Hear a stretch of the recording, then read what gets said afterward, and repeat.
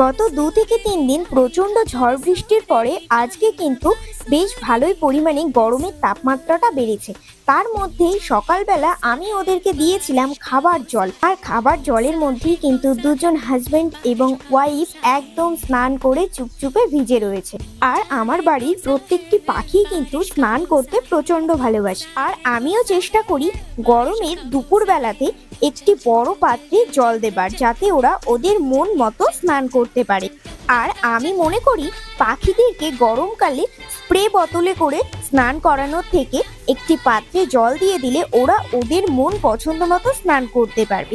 এতে করে তাদের শরীরও সুস্থ থাকবে। আমাদের পাখিগুলোও কি আমার বাড়ির পাখির মতো এইভাবে স্নান করে? অবশ্যই কিন্তু কমেন্টে জানান।